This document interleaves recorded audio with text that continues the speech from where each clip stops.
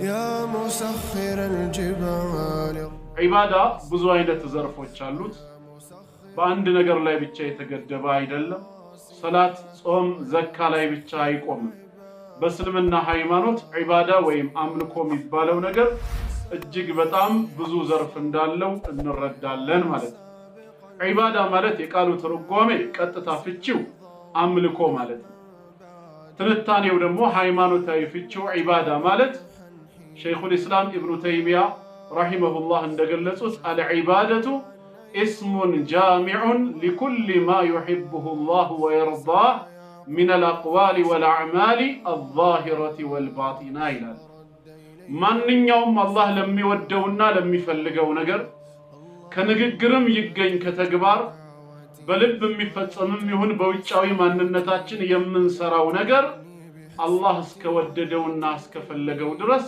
ዒባዳ ተብሎ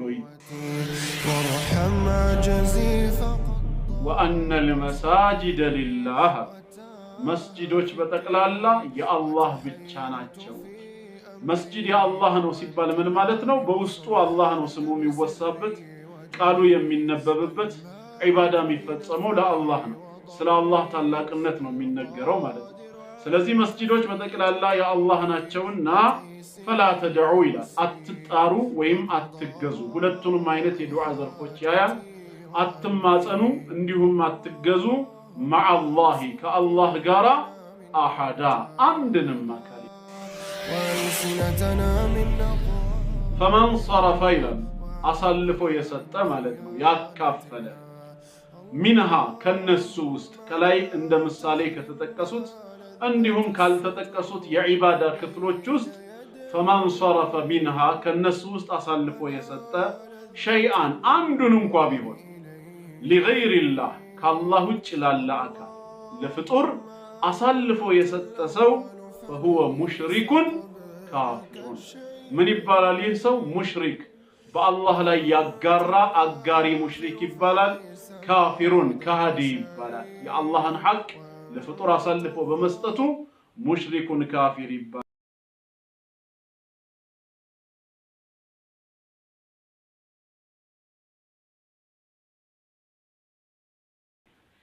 أعوذ بالله من الشيطان الرجيم بسم الله الرحمن الرحيم الحمد لله رب العالمين الصلاة والسلام على رسول الله صلى الله عليه وسلم أما بعد فالسلام عليكم ورحمة الله وبركاته ودنا يتكبراته مسلم وندموچنا هتوچه እንደምን አደራችሁ እንደምን ዋላችሁ እንደምን አመሻችሁ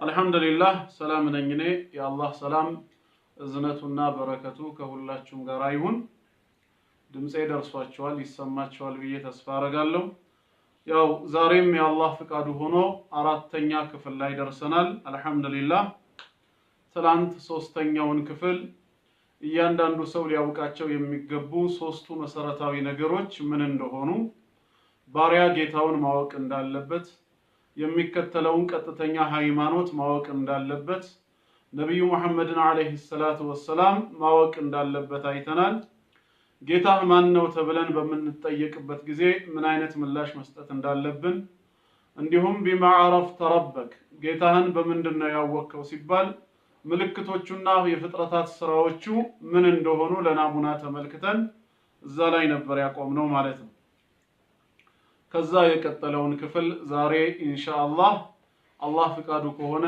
እንመለከታለን ማለት ነው وانواع العباده የዒባዳ አይነቶች التي امر الله بها الله በእነሱ እንድንፈጽማቸው ያዘዘን በጠቅላላ مثل الاسلام እስልምናን የመሰለ والإيمان እምነትን والإحسان መልካም ስራን ومنها كالنسوم كعبادة يممدبو الدعاء اللهن مماصن ويم مجزات والخوف مفرات والرجاء تصفى مدرك والتوكل ممكات والرغبة مكجل والرهبة مفراتنا مشش والخشوع متنانس والخشية عندهم مفرات ወልኢናበቱ በመጸጸት መመለስ፣ ወልስቲዓነቱ እገዛና እርዳታ መጠየቅ፣ ወልስቲዓዘቱ ጥበቃን መፈለግ፣ ወልስቲጋሰቱ ከችግር አውጣኝ ብሎ እንደዚሁም እርዳታ መለመን፣ ወዘብሑ ማረድ፣ ወነዝሩ ስለት መግባት፣ ወገይሩ ዛሊክ ከዚህ ውጭ ያሉ ያልተጠቀሱ ሚን አንዋዒል ዒባዳ ከዒባዳ ከአምልኮ ዘርፎች አለቲ እነዚያም አመረ አላሁ ቢሃ አላህም ፈጽማቸው ዘንድ ያዘዘን ሁሉ ኩሉሃ ሊላሂ ተዓላ ሁላቸውም ለአላህ ብቻ የሚፈጸሙ ናቸው። ወደሊሉ ማስረጃውም ቀውሉሁ ተዓላ እንዲህ የሚለው የአላህ ቃል ነው። ወአነል መሳጅደ ሊላህ መስጂዶች ሁሉ የአላህ ናቸውና ፈላ ተድዑ አትገዙ አትጥሩ መዐላሂ አሐዳ ከአላህ ጋር አንድንም አካል ቢሆን ይላል። ፈመን ሰረፈ አሳልፎ የሰጠ ሚንሃ ከነሱ ከተጠቀሱት ውስጥ ሸይአን አንዳችን እንኳ ቢሆን ሊገይሪላህ ከአላህ ውጭ ላለ አካል አሳልፎ የሰጠ ሰው ፈሁወ ሙሽሪኩን ካፊሩን በአላህ የሚያጋራ ሙሽሪክ የካደ ካፊር ተብሎ ይጠራል። ወደሊሉ ማስረጃውም ቀውሉሁ ተዓላ እንዲህ የሚለው የአላህ ቃል ነው። ወመን የድዑ የሚገዛ ወይም የሚጣራ ሰው መዐላሂ ከአላህ ጋራ ኢላሃን አኸር ሌላን አምላክ ይዞ ማለት ነው። ላ ቡርሃነ ለሁ ለሱ ማስረጃ በሌለው ነገር ላይ ቢሂ በዚህ ስራው ማለት ነው። ፈኢነማ ሒሳቡሁ የሰውየው ምርመራው ዒንደ ረቢሂ በጌታው ዘንድ ነው። ኢነሁ እነሆ ነገሩ ላ ዩፍሊሑል ካፊሩን ከሃዲያኖች አይድኑም ይላል። ወፊል ሐዲስ ከሐዲስም ላይ እንደተጠቀሰው አዱዓኡ ሙኹል ዒባዳ ዱዓ ማድረግ ወይም አላህን መማፀን ሙኹል ዒባደቲ የዒባዳ የአምልኮ መቅኔው ነው፣ ዋና አስኳሉ ነው። ወደሊሉ ማስረጃውም ቀውሉሁ ተዓላ እንዲህ የሚለው የአላህ ቃል ነው። ወቃለ ረቡኩም ጌታችሁም አለ ኡድዑኒ እኔን ብቻ ተማጸኑኝ፣ እኔን ብቻ ጥሩኝ፣ አስተጅብ ለኩም ለእናንተ እሺ እላችኋለሁና። ኢነለዚነ የስተክቢሩነ አን ዒባደቲ እነዚያ ግን እኔን ከመገዛት የሚኮሩ ሰዎች ሰየድኹሉነ ጀሃነመ ዳኺሪን ጀሃነም እሳትን ተዋራጆች ሆነው ይገቧታል ይላል። ኢንሻአላህ ዛሬ ክፍል 4 እንግዲህ በእነዚህ ዙሪያ ቆይታ እናደርጋለን። ሰዓቱም ከበቃን ቀጥሎ ያሉትንም አብረን እንመለከታለን ማለት ነው። ዒባዳ ብዙ አይነት ዘርፎች አሉት። በአንድ ነገር ላይ ብቻ የተገደበ አይደለም። ሰላት፣ ጾም፣ ዘካ ላይ ብቻ አይቆምም። በእስልምና ሃይማኖት ዒባዳ ወይም አምልኮ የሚባለው ነገር እጅግ በጣም ብዙ ዘርፍ እንዳለው እንረዳለን ማለት ነው። ዒባዳ ማለት የቃሉ ትርጓሜ ቀጥታ ፍቺው አምልኮ ማለት ነው። ትንታኔው ደግሞ ሃይማኖታዊ ፍቺው ዒባዳ ማለት ሸይኹል ኢስላም ኢብኑ ተይሚያ ረሂመሁላህ እንደገለጹት አልዒባደቱ እስሙን ጃሚዑን ሊኩሊ ማ ዩሒቡሁ ላሁ ወየርዳህ ሚነል አቅዋሊ ወልአዕማሊ አዛሂረቲ ወልባጢና ይላሉ። ማንኛውም አላህ ለሚወደውና ለሚፈልገው ነገር ከንግግርም ይገኝ ከተግባር በልብ የሚፈጸምም ይሁን በውጫዊ ማንነታችን የምንሰራው ነገር አላህ እስከወደደውና እስከፈለገው ድረስ ዒባዳ ተብሎ ይጠራል። አንድ ሰው ዒባዳን ፈጸመ፣ የአምልኮ ክፍልን አከናወነ የሚባለው ሰላት ሲሰግድ፣ ጾም ሲጾም፣ ዘካ ሲያወጣና ሐጅ ሲያደርግ ብቻ አይደለም። የትኛውም አይነት ተግባር ላይ ይሰማራ፣ ያንን ተግባር በንግግርም የሚገኝ በተግባር አላህ እስከወደደው እስከፈለገው ድረስ ዒባዳ ተብሎ ይጠራል። ዒባዳ ሰፊ ነው ማለት ነው። አምልኮ ማለት አላህ የሚወደውን ነገር ሁሉ መፈጸም ማለት ነው። ሰዎችን በመልካም ብናዛቸው፣ ከመጥፎ ብንከለክላቸው፣ ይሄን ተግባራችንን አላህ የሚወደው ከሆነ ስራችን ምን ሆኗል ማለት ነው? ዒባዳ አምልኮ ሆኗል ማለት ነው።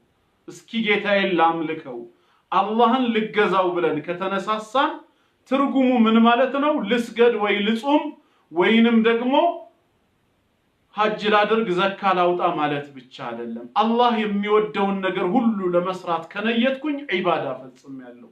ሐታ ሌላው ይቅርና ንግድን እንኳን ሱቅን ስንከፍት ዓላማና ግባችን ከተስተካከለ ንግዱ ራሱ ዒባዳ ሊሆን ይችላል።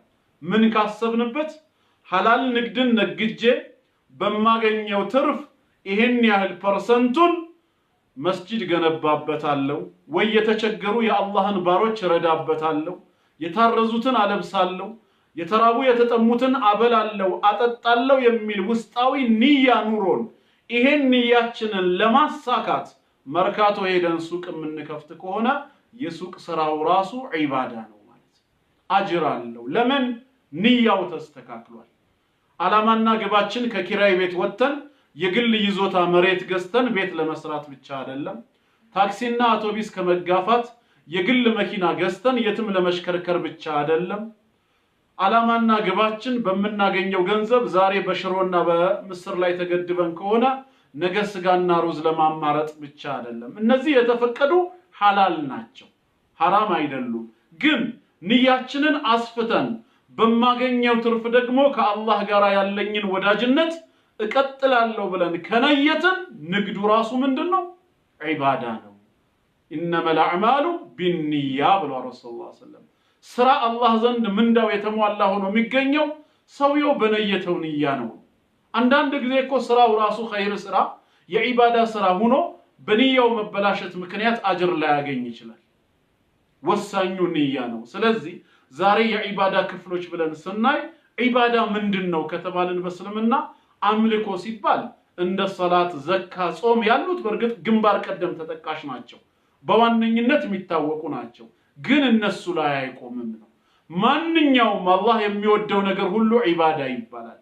በንግግርም ግለጸው፣ በተግባርም ሰርተህ አሳይ፣ ከልብህ ከውስጥ የሚገኝ ወይ ከውጫዊ ማንነትህም የሚታይ ይሁን አላህ እስከወደደው ድረስ ዒባዳ ተብሎ ይገለጻል ማለት ነው። ተግባባን እህት ወንድሞቼ? አሁን ወደ ኪታቡ እንመጣለን እና ምን አሉ ሸይኹ ሲገልጹ ወአንዋኡ ለዒባደቲ አሉ የዒባዳ ወይም የአምልኮ አይነቶች ዘርፎቹ አሉ አለቲ እነዚያም አመረ አላህ ያዘዘባቸው ወይ በቃሉ በቁርአን ወይ በረሱል ሰለላሁ ዐለይሂ ወሰለም አንደበት በሱና በሐዲስ ላይ አላህ ያዘዘባቸው ቢሃ በነሱ ማለት ነው እኛ እንድንፈጽማቸው እንድንሰራባቸው አላህ አዟቸው የነበሩት በጠቅላላ ለምሳሌ ከተባለ مثل الاسلام እስልምናን በተመለከተ والإيمان እንደዚሁም ኢማንን በተመለከተ والإحسان ኢሕሳንንም የተመለከተ እስልምና ሲባል አምስቱ አርካኑል ኢስላም ይካተታሉ ዋና ዋና ማዕዘናቶች والإيمان ኢማን ሲባል ስድስቱ የእምነት ማዕዘናት ይካተታሉ ኢሕሳን ሲባል ደግሞ أن تعبد الله كأنك تراه فإن لم تكن تراه فإنه يراك اللهن ستتجزاونا ستاملكو ልክ እንደምታየው ሆነህ ተገዛ አላህን አንተ ባታየውም እሱ ያይሃልና ተብሏል። ይሄ አላህ ያየኛል ሊቆጣጠረኛል ይያልን በሙራቀባ ማለት ነው መንፈጽመው ዒባዳ ኢሕሳን ይባላል። አንድን ስራ በአግባቡና በተገቢው መንገድ ማከናወን ማለት ነው። እነዚህ ከዒባዳ ዘርፍ ነው የሚመደቡት። እስልምናም አምስቱን ማዕዘናት ኢማን የተባሉት ስድስቱም ኢሕሳን ስራንም በአግባቡ ማከናወን ወሚንሃ አሁንም ከነሱ ይመደባል ይላሉ ሸይኹ ከዒባዳ አይነቶች እነማን አዱዓ ዱዓ ሲባል በእስልምና ሁለት አይነት ነው። ወንድምና እህቶች ከልብ ስሙኝ፣ ሁለት አይነት አለ። ዱዓኡል መስአላና ዱዓኡል ዒባዳ ይባላል። ዱዓኡል መስአላ ማለት አንድ የአላህ ባሪያ የቸገረውን ነገር ለማግኘት ከልቡ በመፈለግ ጉዳዩን ያሳካልኛል ብሎ ወደ ጌታ አላህ ሁለት እጁን አንስቶ ያ ረቢ ስጠኝ ብሎ ከለመነ ዱዓ አድርጓል ማለት ነው። ይሄ ዱዓ ምንድነው? ዱዓኡል መስአላ ይባላል። ቀጥታ ጉዳዩን አንስተ ሐጃህን ለጌታህ ገልጸህ ስራልኝ አሳካልኝ እያልከው ነው። ሁለተኛው አይነት ዱዓ ደግሞ ዱዓኡል ዒባዳ ይባላል። በዒባዳ በአምልኮ አማካይነት ወደ አላህ የምታቀርበው ዱዓ ነው። እንዴት ቢባል ሰላት መስገድ፣ ጾም መጾም፣ ዘካ ማውጣት፣ ሐጅ መስራት ዒባዳ ናቸው። በሌላ ጎን ግን እነሱም ዱዓ ተብለው ይጠራሉ ነው። ለምንድነው ዱዓ ተብለው የተጠሩት ከተባለ ሰጋጁ ሰላቱን በሚሰግድበት ጊዜ፣ ጾመኛው ረመዳኑን ሲጾም፣ ግዴታ ዘካውን ደግሞ ገንዘብ ያለው ሰው ሲያወጣ፣ ሐጅ ማድረግ የሚችል ሰው ሄዶ ሐጅ ሲያደርግ ምን አስቦ ነው በዚህ ተግባሩ? ዓላማና ግቡ ምንድነው? ጌታዬ ሰላቴን፣ ጾሜን፣ ዘካዬን፣ ሐጅን ከተቀበለኝ እኔም በዚህ ሰበብ ጀነትን እንዲሰጠኝ ፈልጌ ነው አይደል የሚለው? ስለዚህ በሌላ መንገድ በዒባዳውም እየለመነ ነው ማለት ነው። አላህ እየጠየቀው ነው። ቀጥታ ባንደበቱ የሚገልጽ ከሆነ ይሄ ዱዓኡል መስአላ ይባላል። በዒባዳ አማካኝነት ደግሞ አላህን የሚማጸን ከሆነስ ይሄው እንዳዘዝከኝ ግዴታ ዋጅብ ሰላቱን ሰግጃለሁ፣ ረመዳኔንም ጾሜያለሁ፣ ግዴታ የሆነውንም ዘካዬን ተወጥቻለሁ፣ ሐጅንም በአግባቡ ፈጽሜያለሁ። ይሄንን ስትል ምን አስበህ ነው ሲባል ያ ረቢ ከተቀበልከኝ አንተም ጀነትህን ስጠኝ ነው መልእክቱ። ዱዓኡል ዒባዳ ይባላል። በዒባዳ በኩል የሚቀርብ ዱዓ። ስለዚህ እዚህ ቦታ ላይ ሁለቱንም ያቅፋል። እንደ ዱዓ አይነቶች ያሉ የዒባዳ ዘርፎች ወልኸውፍ ይላል። ፍርሃትም እንደዚሁ። ፍርሃት ሲባል ምን ማለት ነው? ኪታባችሁን እየተከታተላችሁ አላህን ቅጣቱን በመፍራት አላህን ቅጣቱንና ቁጣውን በመፍራት በልባችን ላይ የምናሳድረው የፍርሃት አይነት ኸውፍ ተብሎ ይጠራል። ኋላ ላይ ኸሽያ ስለሚመጣ ልዩነቱን እንዲገባችሁ ብዬ ነው። ኸውፍ ከተባለ ከጌታዬ መስመር ከወጣሁኝ ካመጽኩት በቁጣውም ሆነ በቅጣቱ እኔን ሊያገኘኝ ይችላል። የዛኔ ከአላህ ቁጣና ቅጣት ማንም ሊያተርፈኝ አይችልም በማለት በልባችን ጌታችንን ከፈራ ነው ይህ ፍርሃት ምን ይባላል? ኸውፍ ተብሎ ይጠራል። እንደዚህ አይነት ፍርሃቶች የመሰለ ወረጃ ተስፋ ማድረግ ከአላህ የምንፈልገውን ነገር ያሳካልናል ብለን አላህ ላይ ተስፋ መጣል ረጃ ይባላል። ይሄም ራሱ ከዒባዳ ዘርፍ ይቆጠራል።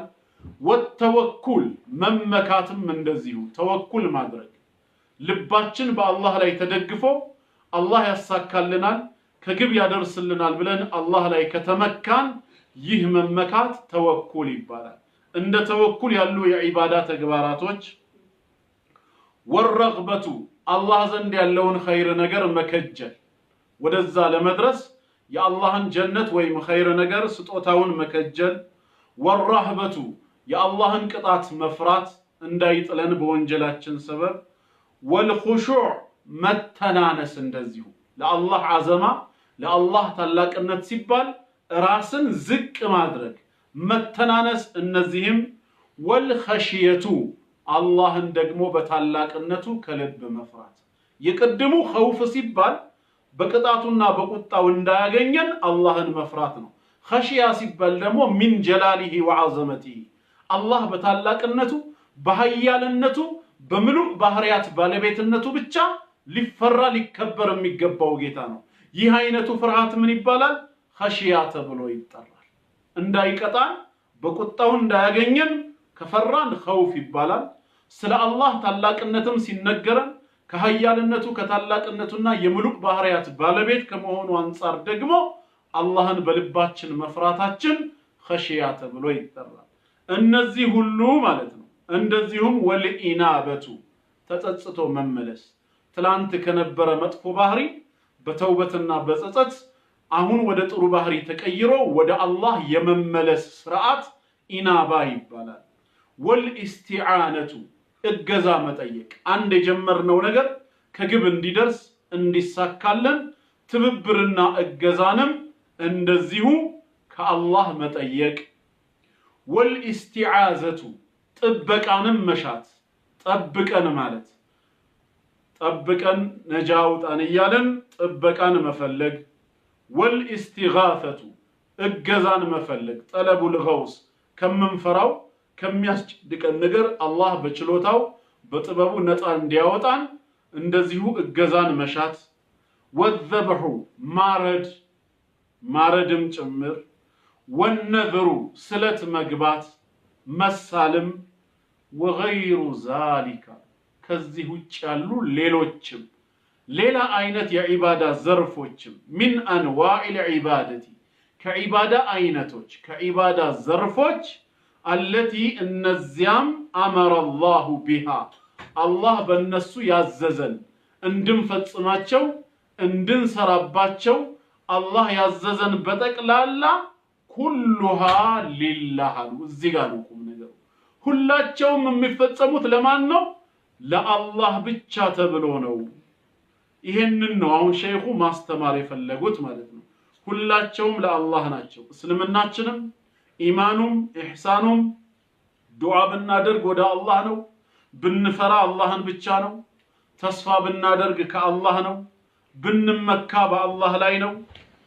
መልካም ነገርን ብንከጅል ከአላህ ነው። ብንፈራም አላህን ነው። የምንተናነሰው ለአላህ ብቻ ነው።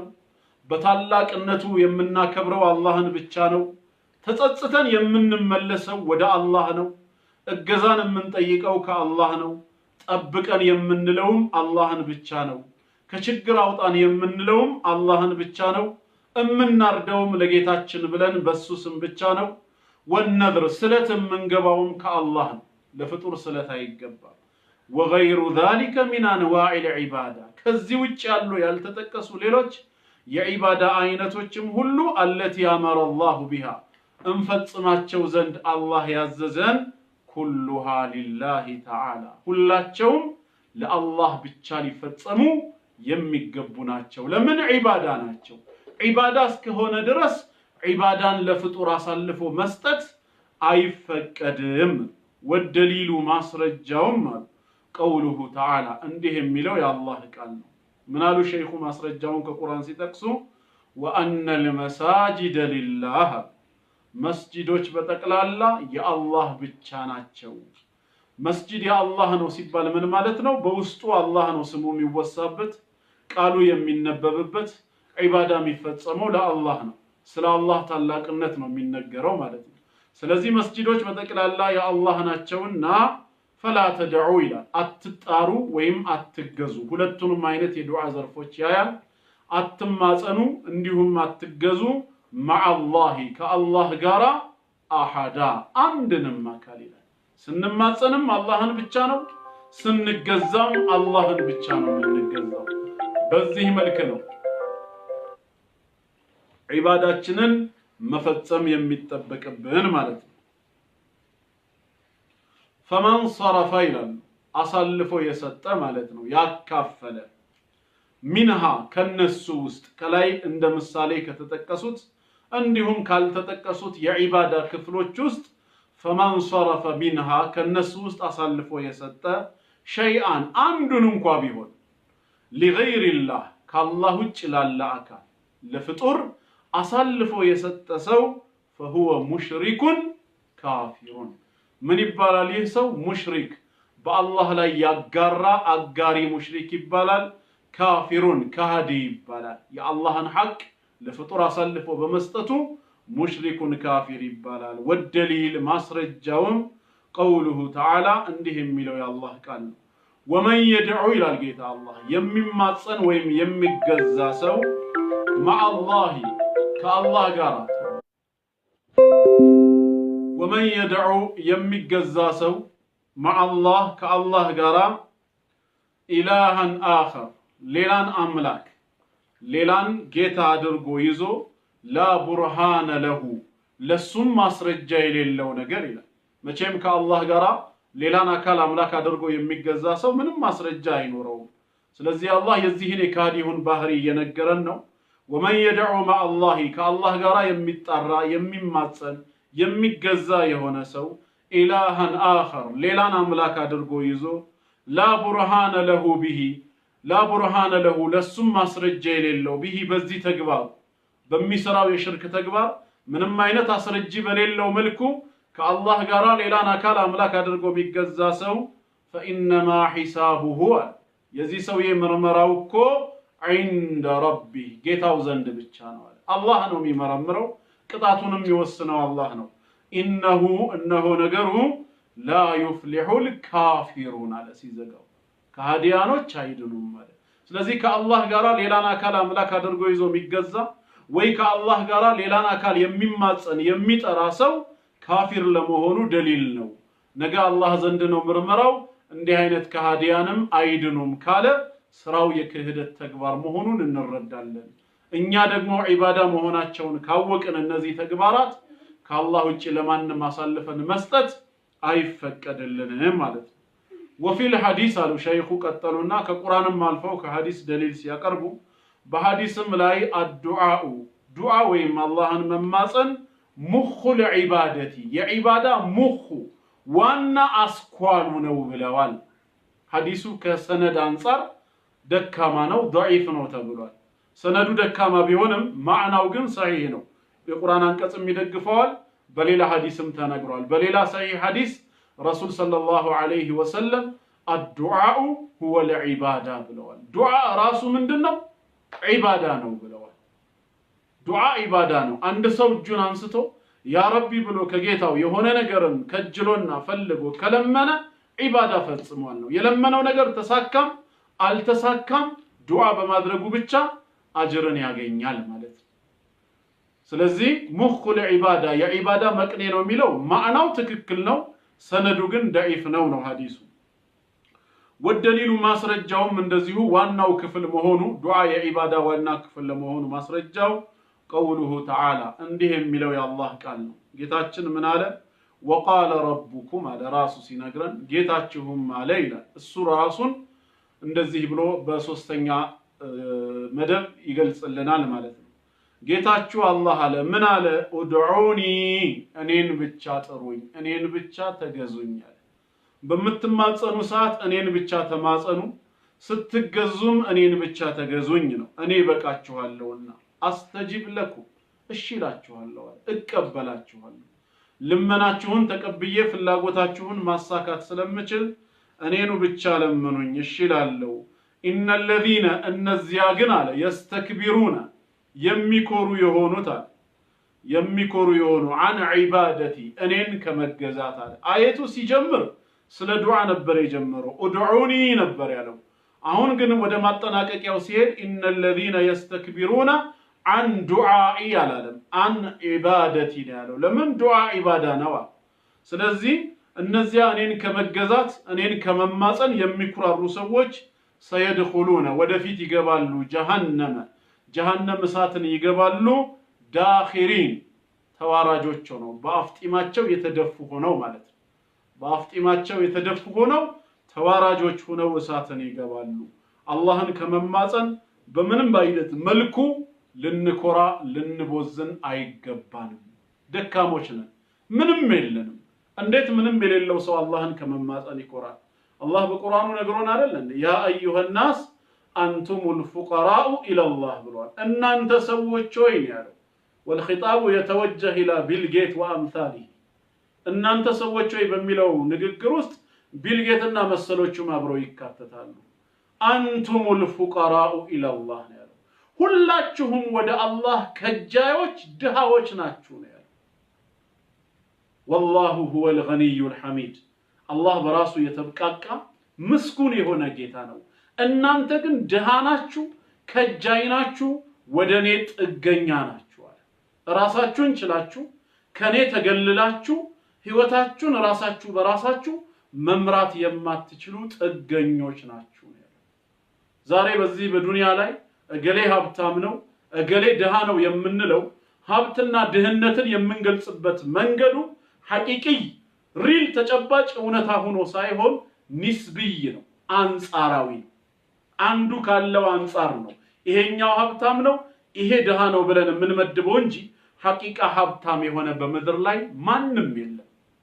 እንዴት የምትሉ ከሆነ ሀብታም ማለት ወይም ደግሞ ጊና የሚባለው ጊነን ነፍስ ነው፣ በራስ መብቃቃት፣ ከሌላ አካል ጥገኛ አለመሆን፣ የሚያስፈልገንን ነገር ሁሉ ራሳችንን በራሳችን መሸፈን መቻል ማለት ነው ትክክለኛ ሀብት። ታዲያ በዚህ ዓለም ላይ ከአላህ ተገልሎ ራሱን በራሱ ችሎ ለአንድ ሴኮንድ የሚቆም ማን አለ? እስካሁን ድረስ በህይወት የኖርነው በጌታችን አቆይነት ነው። ከዚህ በኋላ የእናንተን በህይወት መቆየት አልፈልግም ቢል ጌታችን አላህ እስትንፋሱን ቢወስድብን እንዴት አድርገን ህይወትን መቀጠል እንችላለን? አላህ ነው እድሜውን መደድ እያደረገልን እየጨመረልን እየኖርን ያለነው። ምንም የራሳችን የሆነ የምንለው ነገር የለም። ሞባይል ካርድ እንኳን አንተ ረሲድ ማለት ነው ኤርታይሙ ካለቀብህ ካርድ ከሱቅ ትገዛና በገዛኸው ካርድ አማካኝነት ምን ታደርጋለህ? ካርድ ገዝተህ ሰውን ታናግራለህ ማለት ነው። ያ የገዛኸው ካርድ የ25 ብር የሚሆን የ50 አትንከወከቱ የ25 ብርም ሆነ የ50 የተወሰነ ደቂቃ ሊያናግርህ ይችላል። ግን አንተ ራስህ 25 ወይም 50 ደቂቃ በህይወት ለመናገር የት ነው ካርድ የሞላኸው? ላይፍ ታይም የት ነው የሞላ ነው? የትም አንሞላ። አላህ ከፈቀደልን ብቻ ነው የሚያቆየን። ሞባይሉስ አንዴ ካርድ ሞልተናል፣ ከዚህ በኋላ ለአንድ ሰዓት ወይ ለሁለት ሰዓት ሙሉ መናገር እንችላለን እንል ይሆናል። እኛ ራሳችን ግን 1 ሰዓትና 2 ሰዓት እንድንናገር ማን ነው ህይወትን የለገሰን? የት ነው ህይወትን የሞላ ነው? ለሞባይሉ ካርድ እንደተሞላው ለኛስ ህይወት ማን ሞላልን? አላህ ካልፈቀደ እኮ እዚሁ ሙቱ ሊለን ይችላል ማለት ነው። ስለዚህ እስትንፋሳችን ከአላህ ጥገኛ ነው ማለት ነው። ሁለተኛ ጤናችን በእኛ እጅ አይደለም ያለው፣ አላህ ነው የጠበቀው። እንደው ህይወታችንን ባይወስደውና ቢጠብቀው እንኳን ጤናችንን ግን ቢይዝብንስ?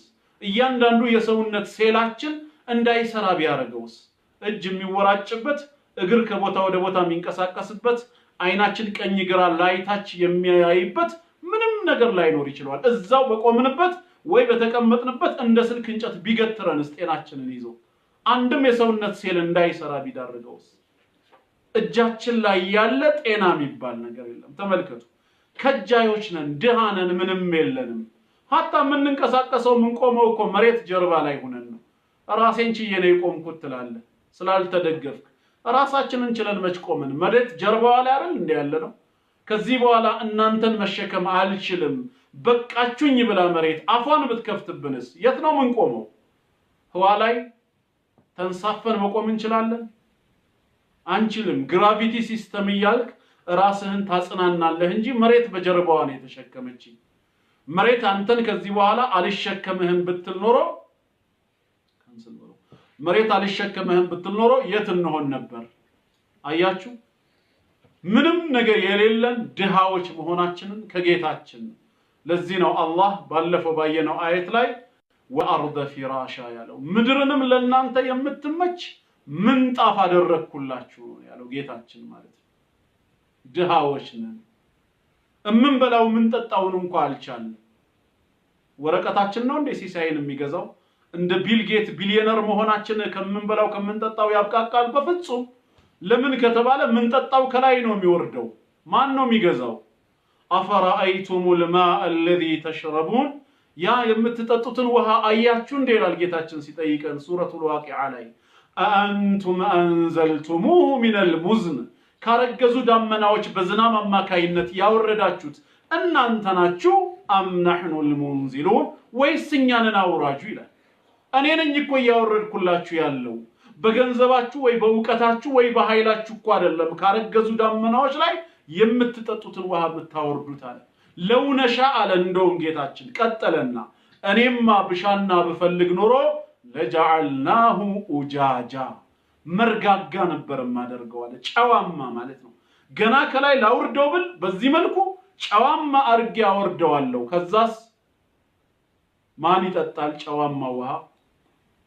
አዛሬ አሸንዳ ስር ደቅነን ወይ ከምንጭ እያወጣን ወይ በቧንቧ የሚተላለፈልን ጣፋጭ ውሃ ምንጠጣውን አላህ ከመሰረቱ ከላይ ሲያወርደው ጨዋማ ቢያረገው ኖሮ ማን ነው ይሄን ውሃ የሚጠጣው? አፈላ ተሽኩሩን፣ አታመሰግኑኝም እንዴ ይላል። ስለዚህ ውሃውን እንኳን ምንጠጣበት የህይወት መሰረት የሆነው ከላይ እሱ እንዳወረደልን ነው የሚገልጸው። فلينظر الانسان الى طعامه هذا የሚለው ሱረቱ አበሰ ላይ ሰው ወደሚመገበው ምግብ እስኪ ይመልከት አለ። የአይን እይታ ሳይሆን የአስተውሎትን እይታ ነው። አና صببنا الماء صبا፣ እኛ ይላል ጌታችን አላህ በመለኮታዊ ክብሩ ዝናብን ውሃን ማንቧቧትን አንቧቧንለት ይላል። ከላይ ወደ ታች ዝናብ ብቻ አድርጎ ማውረድ አይደለም። ثم شققنا الارض شقا፣ ከዛም ምድርን መሰንጠቅን ሰነጠቅን ይላል። ከርሰ ምድር ላይ ነው ያስቀመጠው። ይሄ ራሱ ዝነቱ ነው። አላህ መሬት እንድትሰነጠቅና በከርሰ ምድሯ ውሃን እንድትሸከም ባያደርጋት ኖሮ ከላይ የሚወርደው ዝናብ ልክ እንደኛ የምድር ወለል ላይ ማለት ነው የምድር ላይኛው ክፍሉ ላይ ቢቀመጥ ኖሮ ምንድን ነበር የምንሆነው? ተቅለቅልቀን አንጠፋም ነበር? በህይወት እንራመድ ነበር? ያ ሁሉ የሚዘንበው ዝናብ በከርሰ ምድር መቀመጡ ቀርቶ ልክ ላይኛው ፓርት ማለት ነው አውተር ፓርቱ ላይ ቢቀመጥ ቢሆን ኖሮ ምን እንሆን ነበር? በውሃ ተጥለቅልቀን እንጠፋ ነበር። ስለዚህ አላህ ዝናብን ማውረዱ ብቻ ሳይሆን ያወረደው ዝናብን በምድር ላይ ህይወት ያለውን ነገር እንዳያበላሽ መሬት አፏን ከፍታ በከርሰ ምድሯ እንድትሸከም አደረኳት አለ። ሁለተኛ ኒዕማው ነው። በዚህም አልተገደበም። ከዛም ቀጠለና ምን አለ? ثم شققنا الارض شقا فانبتنا فيها حبا፣ ገብስን እህልን ደግሞ ለእናንተ አበቀልላችኋል። ወዒነበን ወቀድባ ወይንንም ሳርንም አበቀልኩላችኋል። ወዘይቱነን ወነኽላ ዘይቱንንም ዘንባባንም ተምርን የተለያየ በሉት በቃ ይህንን ሁሉ እኔ ነኝ የማበቅልላችሁ። ወሐዳኢቀ ጉልባ ወፋኪሀተን ወአባ ጭፍቅ አትክልቶችንም እንደዚሁም ደግሞ ሙዝንም ገለባንም ገብስንም አበቀልኩላችሁ። መታዐን ለኩም ወሊአንዓሚኩም ለእናንተም ለቤት እንስሳዎቻችሁም መጠቃቀሚያ እንዲሆናል። ምን በላውንም የምንጠጣውንም አላህ ነው እኮ የቻለን። ስለዚህ በዚህ ምድር ላይ ሀብታም የለም ማለት ነው። በቃ ባጭሩ ሁላችሁም ድሃ ናችሁ የሚለን ለዚህ ነው። ግን አንዱ ካለው ብር አንጻር ነው። ሌላው ሲታይ ይሄ ሚሊዮነር ከሆነ ይሄ ብሩ በሺህ ቤት ከሆነ በአንጻራዊነት ይሄ ሀብታም ነው፣ ይሄ ድሃ ነው፣ ይሄ መካከለኛ ይባላል። ሐቂቃ አልገኒይ ግን አላህ ብቻ ነው። ለምን ከኛ አይፈልግም እሱ፣ እኛ ግን ከሱ ከጃይነን። ይሄንን ካመንን ይሄን እውነታ ከተቀበልን ከዱዓ የምንቦዝንበት ምን ምክንያት አለን ነው ባጭሩ። ስለዚህ አላህን ከመገዛት ዱዓ ከማድረግ የሚኮሩ ሰዎች ሰየድኹሉነ ጀሃነመ ዳኺሪን ጀሃነምን ተዋራጅ ሆነው ይገባሉ። እስቲ ይከላከሉ። የዛኔ በዱንያ ላይ ከአላህ የምንፈልገው የለም ብለው አይደለ? አላህን ከመለመን ኮርተዋል አይደል? ትቢት ወጥሯቸው ዱዓ ከማድረግ እምቢ ብለው አይደል? እስኪ ነገ ከእሳት ደግሞ ያ ትቢታቸው ያድናቸው። ጀሃነም ተዋርዶ ከመግባት እስቲ ምን ይጠብቃቸዋል? ምንም። እንዲህ አይነት ደካማ የሆነ አካል ሁሌም አላህን ነው ሊማጸን የሚገባው። የተግባባን መሰለኝ። እንግዲህ በዚህ መልኩ ሸይኹ ከገለጹ በኋላ ከዚህ ቀጥሎ ለእያንዳንዱ አሁን ማስረጃ ሊጠይቁ ነው። ቅድም የዒባዳ ዘርፍ የዒባዳ አይነቶች ብለን በጥቅሉ ያየናቸውን አንድ በአንድ አሁን ደግሞ እያነሱ ለእያንዳንዱ ማስረጃ ሊሰጡ ነው። የተወሰነውን እናይና ቀሪውን ኢንሻአላህ ወደ ሳምንት እናዞረዋለን። ወደ ኪታባችሁ ተመለሱ። ከዛ ምን አሉ ሸይኹ ቀጠሉና ወደሊሉል ኸውፍ ያሉ ኸውፍ ወይም መፍራት አላህን እንጂ ሌላን እንዳልሆነ ማስረጃው።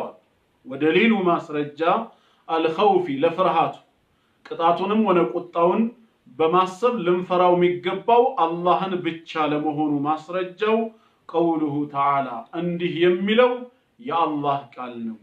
ፈላ ተኻፉሁም ሰዎችን አትፍሯቸው፣ ወይም ሰይጣንና ሰራዊቱን እንዳትፈሯቸው። ወኻፉኒ እኔን ብቻ ፍሩኝ ኢን ኩንቱም ሙእሚኒን እውነተኛ ምእመናን ከሆናችሁ፣ ከልባችሁ አማኝ ከሆናችሁ ፍጡራንን አትፍሩ እኔን ብቻ ፍሩ ብሏል። ስለዚህ ኸውፍ የሚገባው ለአላህ እንጂ ለሌላ አይደለም ለሚለው ይሄ ነው ማስረጃችን። ምንድነው ምክንያቱ ከተባለ አላህ ከፈራ ነው ወደሱ ከተጠጋን ከሌሎች ከሚያስፈሩ ነገሮች ሁሉ ሊያድነን ይችላል። ከመላእክትም በሉት ከሰዎች ከአጋንንትም ሆነ ከአውሬ ወይም ከየትኛውም አይነት ከሚፈሩ ነገሮች አላህ ላድናችሁ ካለ ሊያድነን ይችላል። ከሱ ማዳን በኋላ ማንም ጉዳት ሊያደርስብን አይችልም። ግን አላህ እኛን በጉዳት ከፈለገንስ ሊቀጣን ወይ ሊቆጣብን ከፈለገስ ከአላህ ቁጣና ቅጣት ማን ሊያድነን ይችላል? ማንም አይችልም ከተባለ ልንፈራ የሚገባው እንግዲህ ማዳን የሚችለውን ጌታ ነው ማለት ነው፣ አላህን ነው። አትፍሯቸው የተባለው ሌላውን ከዚህ በመነሳት ነው። ቀጣዩ ደግሞ ወደሊሉ ረጃኢ ረጃ ተስፋ ማድረግም ከአላህ ብቻ ለመሆኑ ማስረጃው። ተስፋ ካረግን አይቀር በአላህ ላይ ነው ተስፋ ማድረግ ያለብን ምንለው። ማስረጃው ቀውሉሁ ተዓላ እንዲህ የሚለው የአላህ ቃል ነው። አላህ ምን አለ? ፈመን ካነ ከናንተ ውስጥ የሆነ ሰው አለ ምን የሆነ የርጁ የሚከጅል የሆነ ሰው ተስፋ የሚያረግ ሰው ሊቃአ ረቢ የጌታውን መገናኘት ነገ ከሞት በኋላ ዳግም እቀሰቀሳለሁ፣ በጌታዬ ፊት እቆማለሁ፣ አላህ ካዘነልኝም የሱን መለኮታዊ ፊት ከሚያዩት መልካም ባሮቹ እሆናለሁ ብሎ የአላህን መገናኘት ተስፋ የሚያደርግ ሰው ፈልያዕመል ይስራ ይላል ጌታችን አላህ። ከወዲሁ ዱንያ ላይ ሳለ ይስራ አመለን ሳሊሓ መልካም የሆነን ስራ ይስራ። ወላ ዩሽሪክ አያጋራ ቢዒባደቲ ረቢሂ በጌታው አምልኮ ላይ ደግሞ አያጋራ አሐዳ አንድንም አካል ይላል። ማንንም በጌታው አምልኮ ላይ እንዳያጋራ። ስለዚህ فمن كان يرجو لقاء ربه متلوا محل الشاهد نج رجاء كالن الله قانو رجاءችን يا ربي አንተን ማየት ነው ተስፋችን ያንተን ውዴታ ማግኘት ነው ተስፋችን ብለን ረጃእ ማድረግ የሚገባን አላህን ብቻ መሆን እንዳለበት ከዚህ አየት እንረዳለን ወደሊሉ ተወኩል ስለ ተወኩል ደግሞ ማስረጃ ተወኩል ማለት መመካት ማለት ነው የልባችንን ድጋፍ አላህ ላይ መጣል ማለት ነው የምንፈልገውን ነገር ያሳካልናል ከምንፈራው ነገር ይጠብቀናል ብለን ሙሉ ተስፋ ምንጥልበት የምንመካው በአላህ ላይ ስለሆነ አላህ ላይ ብቻ ለመመካት ማስረጃው ምንድነው ከተባለ قوله تعالى እንዲህ የሚለው የአላህ ቃል ነው وعلى الله فتوكلوا إلى وعلى الله بالله لا يبتشا فتوكلوا تمكنوا ميلو وعلى الله بلو حصرنا يسقدموا قدبنا الله لا يتوكلوا سايهون الله لا يبتشا فتوكلوا تمكوا بل لا تمكوا مالت إن كنتم مؤمنين እውነተኛ ሙእመናን ከሆናችሁ በትክክል አማኞች ከሆናችሁ አላህ ላይ ብቻ ነው መመካት ያለው ወቀውሉ በሌላም ስፍራ እንደዚህ ይላል ومن يتوكل يممكا سو على الله بالله لاي يممكا የሆነ ሰው فهو እሱ አላህ ለዚህ ሰው حسبه በቂው ነው ይላል የፈለገውን ነገር ሊያሳካለት ከሚፈራው ነገር ሊጠብቀው አላህ ለዚህ ሰው ምኑ ነው በቂው ነው ስለዚህኛ ምን እንላለን حسبنا الله ونعم الوكيل እንላለን حسبنا الله الله በቂያችን ነው ونعم منኛ ያማረ ነው الوكيل ዋቢያችን መመኪያችን አላህ ምንኛ ያማረ መመኪያ ነው እንላለን አባታችን ኢብራሂም አለይሂ ሰላም እሳት ላይ በተወረወረ ጊዜ መልአኩ ጅብሪል አለይሂ ሰላም መጥቶ ምን ልርዳህ ሲለው حسبي الله ونعم الوكيل ነው حسبي الله الله በቂዬ ነው ونعم الوكيل ምንኛ ያማረ መመኪያም ነው ብሏል አላህ ለዓለሙ ቢበቃ ጌታ ነው ያ ከሆነ ተወኩላችን አላህ ላይ መሆን አለበት በመላእክት አንመካም በነቢያት አንመካም በሳሊሆች በደጋግ የአላህ ባሪያዎች አንመካም ከአፈር በታች በሞቱ ሙታኖች ላይ አንመካም በአጋንንት ላይ አንመካም በግዑዛን ነገርም አንመካም የፈለግነውን ሊያሳካልን ከምንፈራውም ነገር ሊጠብቀን የሚችል ብቸኛ ኃይል ያለው ጌታ አላህ ብቻ ነው ብለን አምነን አላህ ላይ ነው እንደ ሙስሊምነታችን የምንመካው አላህ ላይ ከተመካን ደግሞ አላህ በቂው ነው አለይሰ አላሁ ቢካፊን አብደህ እንዳለ አላህ ለባሪያው በቂ አይደለም እንዴ ብሎ እንዴታ ነው የምንለው በቂ ጌታ ነው ያለን ነው ለሁሉም የሚበቃ ወደሊሉ الرغبه ያሉ ቀጠሉና ደግሞ ረግባ መልካም ነገርን መከጀል አላህ ዘንድ ያለውን መልካም ነገርን መከጀል ወራህበቲ ቅጣቱን መፍራት والخشوع መተናነስ ራስን ዝቅ ማድረግ ለአላህ አዘማ ሲባል ለአላህ ታላቅነት ሲባል ራስን ዝቅ ማድረግ ለነዚህ ለሶስቱ ደግሞ ማስረጃ መልካም ነገር ከከጀልንም ከአላህ ብቻ ነው ቅጣቱንም ከፈራን የአላህን ነው ከተናነስንም ለአላህ ብቻ ነው ብለን ስናምን ማስረጃችን ምንድነው ከተባለ قوله تعالى እንዲህ የሚለው የአላህ ቃል إنهم على الله የነቢያትን ባህሪ ከገለጸልን በኋላ እነሱ አለ ካኑ ነበሩ አለ ባህሪያታቸውን ሲገልጽ ምን ነበሩ ይሳሪዑን የሚቻኮሉ የሚሽቀዳደሙ ነበሩ በምን ተግባር ላይ ነው የሚቻኮሉትና የሚሽቀዳደሙት ፊል ኸይራት በመልካም ነገር አላህን የሚያስደስት አላህ ያዘዘውን ነገር ቶሎ በመፈጸም በመልካም ተግባር ላይ የሚሽቀዳደሙ ነበሩ ደግሞ ወይደዑነና ይማጸኑን ነበር ይላል አላህን ረገበን እዝነታችንን ምህረታችንን ከጅለው ወራሃበን ቅጣታችንንም ፈርተው ይማጸኑን ነበር እነዚህ ነቢያቶች እነዚህ ሳሊሆች አላህ ዘንድ ያለውን መልካም ነገር በመከጀል ቅጣቱንም በመፍራት አላህን ነበር ይማጸኑ የነበረው ወካኑ ለና ኻሺዒን ደግሞም ለኛ ተናናሾች ነበሩ አለ ራሳቸውን ዝቅ የሚያደርጉ የሚተናነሱ ነበሩ ነው ስለዚህ ረግባም ረህባም ኹሹዕም ለአላህ ብቻ የሚፈጸም መሆኑን እንረዳለን ወደሊሉ ለኸሽያ ቅድም እንዳልኳችሁ ኸሽያ ልባዊ ፍራቻም የአላህን አዘማ ታላቅነቱን የምሉእ ባህሪያቱን ባለቤት መሆኑን በማወቅ ለአላህ ከበሬታና ፍርሃትን ማሳደር ለአላህ ብቻ እንደሚገባ ማስረጃው ቀውሉሁ ተዓላ እንዲህ የሚለው የአላህ ቃል ነው። ፈላ ተኽሸውሁ ማለት ሌሎች አካላትን አትፍሯቸው፣ ወኽሸውን እኔን ብቻ ፍሩኝ አለ። እኔን ብቻ ፍሩኝ በማለት ኸሽያ የሚባለው ነገር ልባዊ ፍራቻችን ለአላህ ብቻ መሆን እንዳለበት ይነግረናል ማለት ነው። ወደሊሉል ኢናበቲ ኢናባ የሚባለው ደግሞ በመጸጸት መመለስ ትላንት ከነበረን መጥፎ ባህሪ ተቀይረንና ተጸጽተን የምንመለስ ከሆነ ወደ አላህ እንጂ ወደ ሌላ እንደማይፈቀድ ማለት ነው። ወደ ነቢያት አንመለስም፣ ወይ ወደ መቃብር ሄደን ወደ ሙታን አንመለስም። ወደ አላህ ብቻ ኢናባ ማድረግ እንዳለብን ተጸጽተን መመለስ እንዳለብን ማስረጃው ቀውሉሁ ተዓላ እንዲህ የሚለው የአላህ ቃል ነው። ወአኒቡ ኢላ ረቢኩም ያለው ወአኒቡ ተጸጽታችሁ ተመለሱ ኢላ ረቢኩም ወደ ጌታችሁ ነው ያለው። ትላንት ከነበረብን ደካማ ጎን ከሰራነው ኃጢአት ካጓደልናቸው ዋጅቦች ተጸጽተን አላህ ምህረቱን እንዲሰጠን ከጅለን ምን ማድረግ አለብን? ወደ ጌታችሁ ተመለሱ እንደተባለው ወደ አላህ እንመለሳለን። ወአስሊሙ ለሁ ደግሞም ለርሱ እጅ ስጡ ታዘዙ አለ። ቀጥሎ አላህንም መታዘዝ አለብን፣ ተጸጽተንም መመለስ አለብን ነው። ወደሊሉል ኢስቲዓነቲ ኢስቲዓና እገዛን ማለት ነው፣ መጠየቅ መታገዝም አላህን ነው መጠየቅ እንዳለብን የሚያስረዳው ለዚህ ቀውሉሁ ተዓላ ሱረቱል ፋቲሃ ላይ ያለው ኢያከ ናዕቡድ ኢያከ አንተን ብቻ ናዕቡዱ እንገዛለናል ቃል ገባን እሱን ብቻ ልንገዛ አይ ላ ናዕቡዱ ገይረክ ማለት ነው፣ ካንተ ውጭ ያለን አናመልክም ነው። ከዛ ቀጥለን ምን አለ? ወኢያከ አንተኑ ብቻ ነስተዒን እገዛና እርዳታን እንጠይቃለን። ስለዚህ የምንታገዘውን በማን ነው? በጌታችን ነው። ወኢያከ ነስተዒን ነው አግዘን የምንለው። ወፊል ሐዲስ ላይም ጠንካራ ማስረጃ አለ። ረሱል ሰለላሁ ዐለይሂ ወሰለም ምን ይላሉ? ኢዘ ስተዓንተ አሉ ለሰሐቢዩ ሲመክሩት፣ ምክሩ ለእኛም ጭምር ነው። እገዛን በፈለክ ጊዜ ፈስተዒን ቢላህ በአላህ ታገዝ ነው ያሉት። ጌታ ያግዝህ ዘንድ ተማጸነው ነው።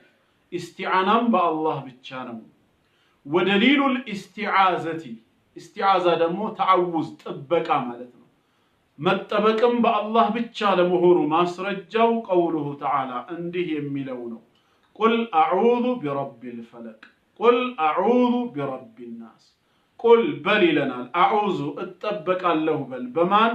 ቢረቢል ፈለቅ በተፈልቃቂው ጎህ ጌታ፣ ጎህን በቀደደ ጎህን የፈጠረ በሆነው ጌታ በአላህ እጠበቃለሁ በል። ቁል አሁንም በል አዑዙ እጠበቃለሁ ቢረቢናስ በሰዎች ጌታ፣ የሰዎች ሁሉ ጌታ አላህ ነው፣ በሱ እጠበቃለሁ በል። ከምትፈራው ነገር ሁሉ ከሸይጣንም ጉትጎታ፣ ከክፉ ሰዎችም፣ ከሰዎች መጥፎ ተግባር፣ ከሴራቸው፣ ከአድማቸው፣ ከሁሉም ከሚያስፈራ ነገር ሁሉ በተፈልቃቂው ጎህ ጌታ ወይም ደግሞ የሰዎች ጌታ በሆነው አላህ እጠበቃለሁ በል ስላለ መጠበቅም በአላህ ብቻ ነው።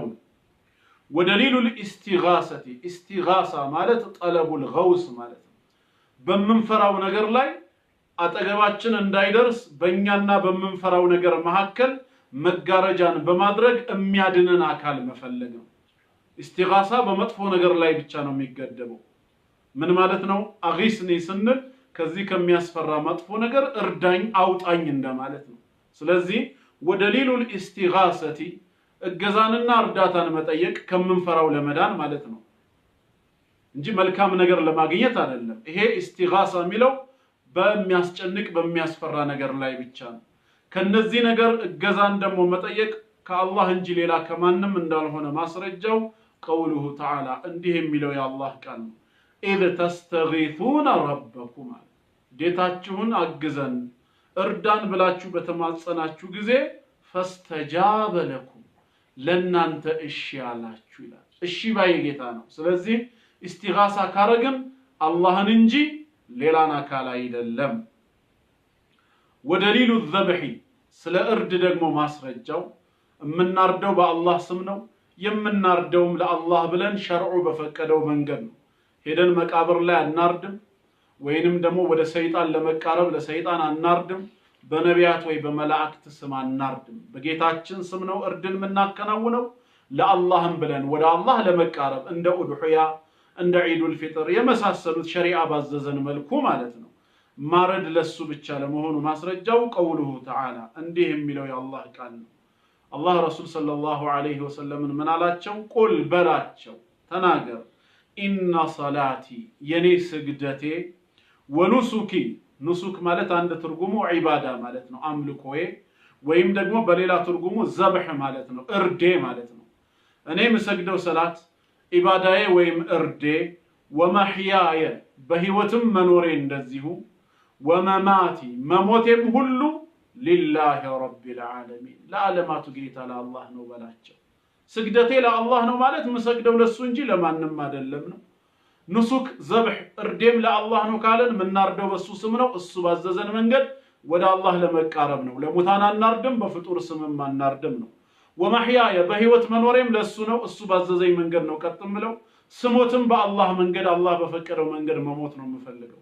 ይሄ ሁሉ ሊላሂ ረቢል ዓለሚን ለዓለማቱ ጌታ ለአላህ ብቻ ነው በል። ላ ሸሪከ ለሁ ለእርሱ ተጋሪ የለው። በምንም አይነት መልኩ ማጋራት አይቻልም።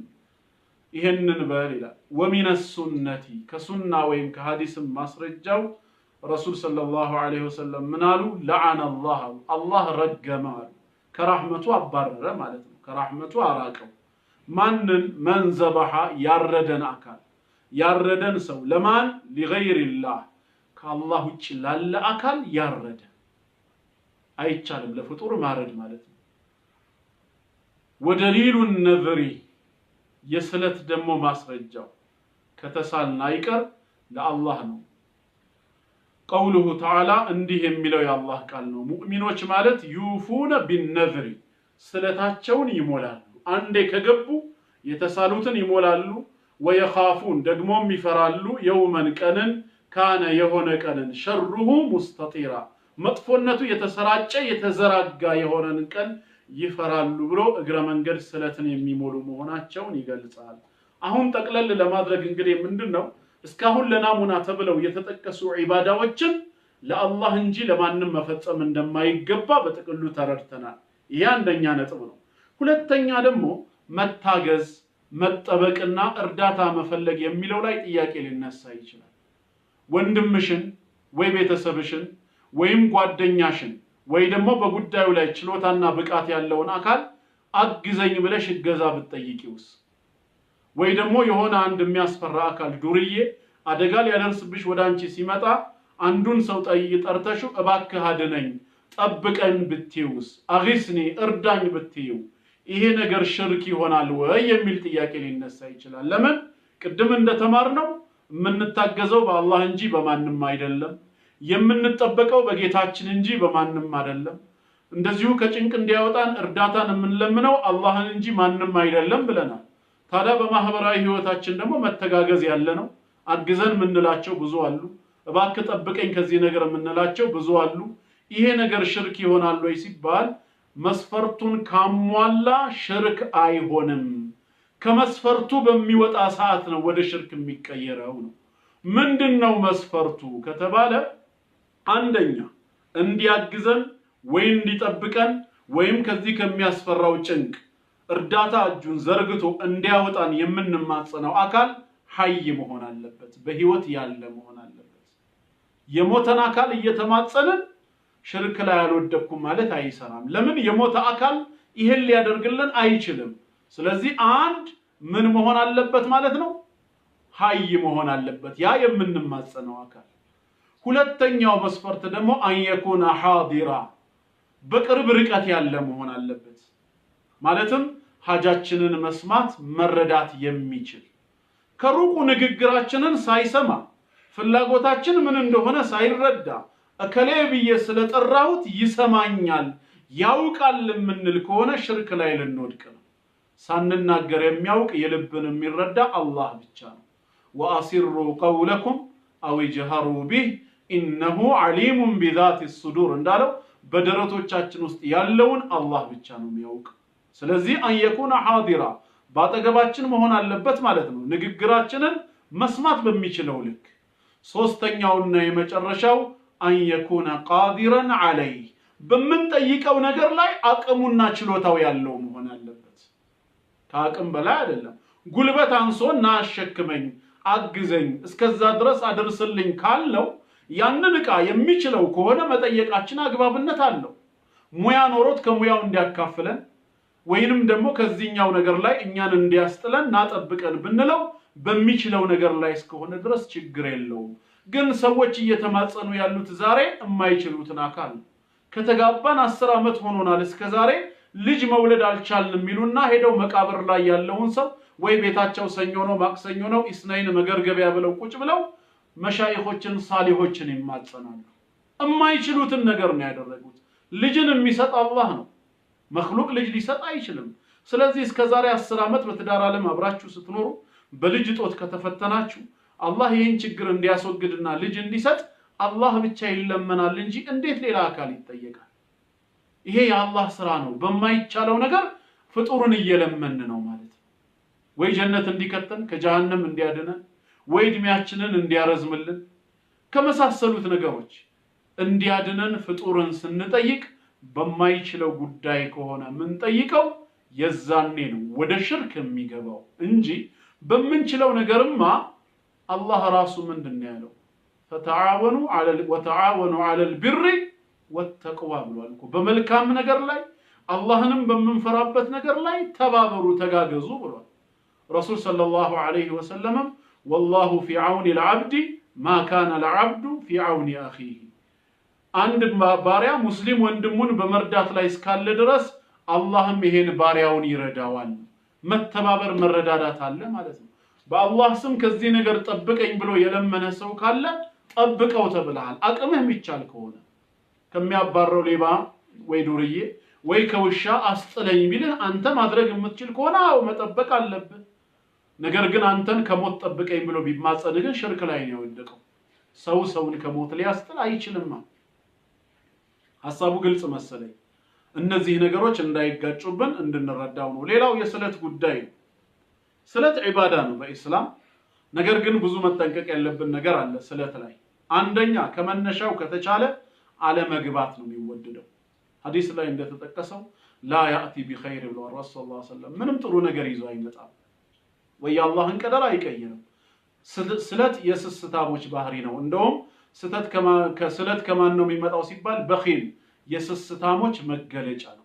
መጀመሪያ ከተቻለ ስለት አለመግባት። እንዴት ነው የስስታሞች መገለጫ የሚሆነው ሲባል ከአላህ ጋር ፉክክር ስለሆነ ነው። እኛ ስለት በምንሳልበት ጊዜ ጌታችንን ምን ብለን ነው የምንጠይቀው? ያ ረቢ ይሄን ነገር አሳካልኝ አድርግልኝ። እሺ ብለህ አንተ ይሄን ነገር ካሳካህልኝ ካደረግከው እኔም አደርግልሃለሁ ነው አይደለም እንለው። ይሄ ማለት ባገልባጩ ምንድነው ትርጉሙ? ካላሳካህልኝ ካላደረክልኝ እኔም አላደርግልህም ነው። ከማን ጋር ፉክክር ውስጥ ገባን ማለት ነው? ከአላህ ጋር። አላህ እኛ እናደርግለት ዘንድ ተገዶም ያደርግልን ጌታ አይደለም። እኛ በምንሰራው ነገር እሱ የሚጠቀመው ነገር የለም። ስላልሰራንለት የሚጎዳ ጌታ አይደለም። ስለዚህ ከአላህ ጋር ፉክክር ውስጥ ይከታል። ባይሆን ምንድነው መሆን ያለበት? ተወሱል ነው የሚሻለው። ምን ማለት ነው? አላህ የሆነ ነገር እንዲያደርግልን ወይ ከሚፈራ ነገር እንዲጠብቀን ከሆነ የምንፈልገው መጀመሪያ መስራት ያለብንን ነገር እንስራ ለአላህ። ከዛስ በሰራነው ስራ ወደ አላህ ተወሱል እናድርግ። ያ ረቢ ይሄን ነገር አንተ ደስ እንዲልህ ብዬ የሰራሁት መልካም ስራ ነው። ይሄን መልካም ስራዬን ወደኸው ከሆነ የምፈልገውን ነገር አሳካልኝ ወይ ከምፈራው ነገር ጠብቀኝ በማለት ተወሱል ማድረግ ነው ያለብን። መስራት የሚገባንን እኛ ቀድመን እንስራ እንጂ መጀመሪያ አድርግልኝና ላድርግልህ የሚል ፉክክር ከአላህ ጋር መግባት ጥሩ አይደለም። ስስታምነት ነው። አላህ አስገዳጅ የለውም። የፈለገውን ነገር ለማድረግ የሚሆን ላለማድረግ ሊከለክለው የሚችል ወይም ያስገድደው ኃይል የለም። ይሄ የስስታሞች ባህሪ ነው። ሁለተኛ ደግሞ ማወቅ ያለብን ግን አንዴ ከገባንስ ለአላህ ነው እንዳልኳችሁ ስለት የሚገባው፣ ለፍጡር ስለት አይገባም። ያ ሽርክ ነው የሚሆነው። ለጌታችን አንዴ ስለት ካደረግንና ያኛው ነገር የፈለግነው ነገር ከተሳካስ መሙላት ዋጅብ ነው። ስለታችንን መሙላት ዋጅብ። ጌታችን ዱዓችንን ተቀብሎ ጉዳዩን ካሳካልን እኛም የገባነውን ስለት መሙላት አለብን። ሶስተኛ ስለቱ ላይ መረዳት ያለብን ደግሞ ምንድነው? ከአቅም በላይ በሆነ ነገር ወይ በማዕሲያ ጉዳይ ስለት የለም። ስንሳል በአቅማችን ልክ ይሁን። ያ ረቢ ይሄን ነገር አሳካልኝ፣ ካሳካህልኝ ከአዲስ አበባ እስከ ጅማ በባዶ እግሬ እሄዳለሁ ብለህ ትሳላለህ። ከዛ በኋላ ግን በባዶ እግር ትሄዳለህ እንዴ? አትችልም። መጀመሪያውኑ ማትችለውን ነገር ማን ስለት ግባ አለ? አንድ ሁለተኛ ደግሞ ስለት ወደ አላህ በሚያቀርብህ በመልካም ስራ እንጂ አንተን በሚጎዳህ ነገር አልተፈቀደም። ከአዲስ አበባ ጅማ በባዶ እግር ብትሄድ ምን ታተርፋለህ? እግርህ ይቆራረጣል፣ ትሰነጣጠቃለህ፣ ጠርሙስ ካደማህ አደጋ ላይ ትወድቃለህ። ሸርዑ ስለቱን እንኳን ቢፈቅድልህ ወደ አላህ ሊያቃርብህ በሚችል መልኩ እንጂ ራስህን ለጉዳት በሚጥል አይደለም። ይሄንን ነገር ካሳካህልኝ ሰደቃ አወጣለሁ፣ ይሄን ያህል ቀን እጾምልሃለሁ፣ እንደዚህ አደርጋለሁ፣ ቁርአኖችን ገዝቼ ለመስጊድ አድላለሁ፣ ወይ ልብሶችን ገዝቼ የተቸገሩ አለብሳለሁ ብትል አንተም አጅር ታገኛለህ፣ አላህም የሚደሰትበት ነው። በምንሳልበት ጊዜ በማዕሲያ ወይ በወንጀል ወይ እኛን ለጉዳት አሳልፎ ሊሰጥ በሚችለን ወይ ካቅም በላይ በሆነ ነገር አይቻልም። እንዳልኳችሁ ከመነሻው አለመግባቱ ነው የሚወደደው። ከገባን ደግሞ ቅረት የለውም ብለን እንገባለን ካለን አንድ በአቅማችን ልክ ነው። ከአቅማችን በላይ ደግሞ የሆነም ነገር አናድርግ። በሬ ገዝቼ ሰደቃ አወጣለሁ ትልና ኋላ ኪስህን ስታየው ዶሮ እንጂ በግ እንኳን መግዛት ላይችል ይችላል። ታዲያ መጀመሪያውንም ለበግ እንኳን የሚሆን አቅም ከሌለህ እንዴት የበሬ ስለት ትሳላለህ? አላህ ዘንድ ሊያስጠይቅህ ይችላል። በአቅምህ ልክ ነው መሳል ካለብህ። ግን ከመነሻው ደግሞ እንዳልኳችሁ መጀመሪያ ለአላህ ማድረግ የምንፈልገውን ነገር እናድርግና ከዛ በኋላ መማጸኑ በላጭ ነው። አለበዛ ፉክክር መግባት ነው የሚሆነው። ያ ረቢ ይሄን ነገር አሳካልኝ፣ ካሳካህልኝ እኔም አደርግልሃለሁ፣ በሌላ መልኩ ካላሳካኸው እኔም አላደርግልህም አይነት ይመስላል። አላኩል ያህል ስለ ተውሂድ አላህ ትክክለኛውን ግንዛቤ ይስጠን። የዛሬው ትምህርታችን እዚህ ላይ ይቆማል። በቀጣዩ ሐሙስ አላህ እስክንገናኝ በህይወት በሰላም ያቆየን። ወሰላሙ አለይኩም ወራህመቱላሂ ወበረካቱሁ።